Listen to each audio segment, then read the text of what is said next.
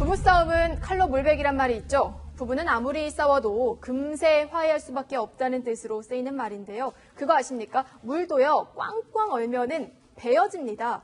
오늘은 별거 중인 부부의 다툼이 법정까지 가게 된 사연들을 짚어보도록 하겠습니다. 자, 우정열 차장, 네. 첫 번째 부부의 사연부터 살펴볼까요? 네, 아내와 불화를 겪고 있던 60대 남편의 얘기인데요. 이 남편 정말 아내와 불화가 심했는지 집을 나가버렸습니다. 그래서 아내는 남편 명의 아파트에서 계속 머물고 있었어요. 그런데 이 남편이 지난 2016년 3월에 아내가 머물고 있는 자신 명의의 아파트로 들어와서는 아파트 거실 그리고 각 방에 있는 천장에 있는 모든 전선을 이렇게 싹둑 끊어버렸습니다. 그리고 1년 뒤에는 다시 이 집으로 와서 아내가 쓰고 있는 가전제품이며 가구, 옷가지까지 버리고 아예 이삿짐 센터에 맡겨버리기까지 했어요. 남편 결국 아내에게 고소를 당했고요. 재물손괴 혐의로 재판에 넘겨졌습니다. 그렇죠. 아내 입장에서 본인 물건을 다 버리고 집에 있는 전선까지 끊으면 생활이 얼마나 불편해지겠어요. 남편 입장에서는 사실은 아내를 그렇게 하고 싶었을 겁니다. 근데 이제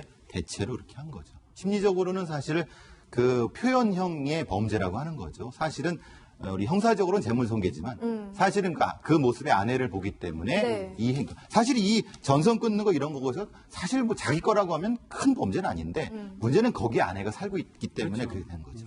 원래 남편과 함께 살던 집이었기 때문에 두 사람 사이에 아주 소중한 추억도 담겨 있었을 텐데 어떻게 보면은 그 추억 자체를 잊고 싶었던 것 같습니다. 위원님, 예. 집은 누구 명의였나요? 일단은 본인 명의니까 이 사람이 적극적으로 주장하는 건 그거예요. 내가 내 집에 전선 좀 끊는데 그게 무슨 문제가 돼. 이제 이런 얘기거든요. 그리고 이제 본인이 나가 있으니까 아내가 거주하고 있었던 상태에서 예. 그런 짓을 한 건데 이건 진짜 남자로서 옹졸한 거죠. 정말 근데 중요한 말씀을 해주셨는데 지금 자기의 집에 있는 전선을 자기가 파손한 거예요. 그럼에도 책임을 물을 수 있는 거예요, 남편에게? 이거 아주 재미난 거예요. 사건 상황실에서 아주 재미난 이런 얘기를 지금 하고 있는 건데요. 뭐냐면 두 가지 아닙니까? 하나는 아내가 쓰던 그 물건을 갖다 버렸다는 거 아닙니까? 그렇죠. 이 남편이 말이죠. 이것이 이제 재물손괴죄가 되느냐의 문제였는데요. 손괴라고 하는 건 이렇게 부시는 것만 손괴가 아니고요. 못 쓰게 만드는 걸 다 손괴라고 그래요. 그걸 갖다 버려서 못 쓰게 만들었으니까, 사용하지 못하도록 만들었으니까 재물손괴가 되는 거고요. 그 다음에 이제 이 아파트의 전선을 끄는 거 말이죠. 이것이 이제 유죄가 되느냐의 문제였어요. 근데 여기에 대해서 1심에서는 무죄로 봤는데 네. 왜냐하면 이 아파트가 남편 거 아니냐. 지금 얘기한 대로 자기 소유 아파트에 그 전선을 끄는 것이 죄가 되느냐 이렇게 이제 봤던 겁니다. 근데 실제로는 그렇지 않습니다. 이렇게 생각해 봅시다. 내 집인데 내 집을 전세를 줬어요. 전세를 줬는데 다른 사람이 이용하고 있습니다. 그걸 점유자라고 합니다.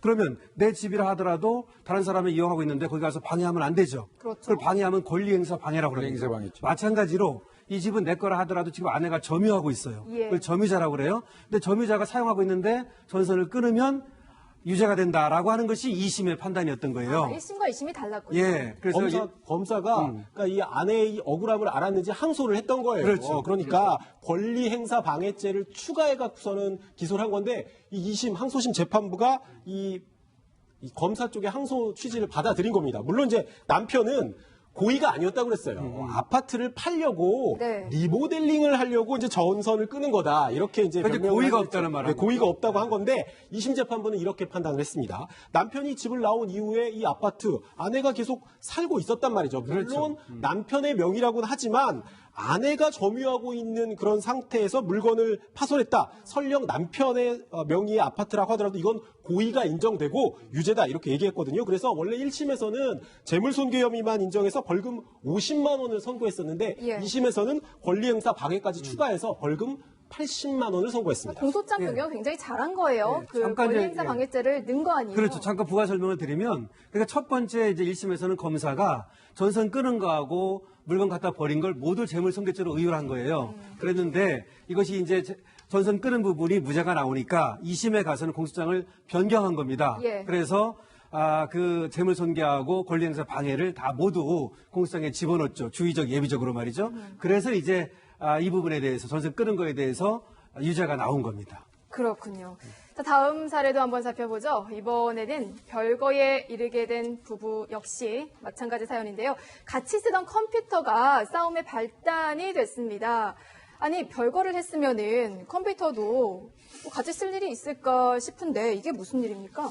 이번에는 집을 떠난 남편이 이 집 안방에 부부가 같이 쓰던 컴퓨터를 비밀번호로 잠가놓고 집을 나가버렸습니다. 그런데 아내가 이 컴퓨터 주변에 남편이 적어놨던 이 컴퓨터를 여는 비밀번호를 기억하고 있었던 거예요. 그래서 컴퓨터를 열었고 이 컴퓨터 안에 보관돼 있던 남편의 회계 업무 자료를 열람한 다음에 이걸 복사하고 지워버렸습니다. 이 회계 자료를 근거로 남편이 불법 행위를 했다면서 수사기관에 신고까지 했거든요. 일단 남편이 이후에 이 사실을 알고 문제를 제기했고요. 아내는 전자기록 등 내용 탐지 및 그리고 전자기록 손괴 등의 혐의로 재판에 넘겨졌는데 최근 이 재판의 결과가 나왔습니다.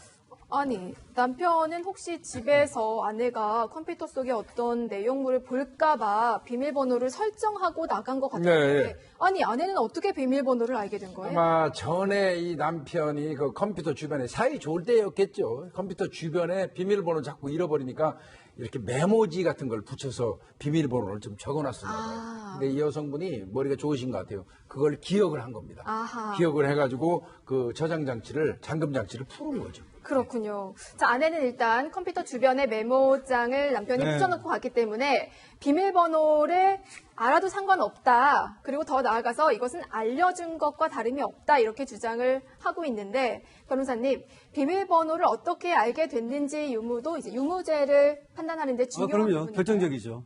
그래서 지금 얘기하기를 아내 측에서는 메모지에 적힌 비밀번호, 지금 얘기한 것처럼 이건 남편이 알려준 거나 마찬가지 아니냐 이렇게 주장을 했습니다. 하지만 법원에서는 남편이 알려준 것으로 볼 수 없다. 이렇게 얘기를 했거든요. 원래 이것이 이제 뭐냐면 아까 이제 우 차장 얘기할 때 전자기록 내용 탐지라는 말을 했죠. 그리고 전자기록 손괴. 그러니까 이 다른 사람들의 전자기록에 들어가가지고 내용을 탐지한다든지 손괴시키는 걸 처벌하는 거예요. 네. 그래서 이런 경우에도 이제 기술적 수단을 이용해가지고 거기에 들어가지 않습니까? 비밀번호 같은 거 이제.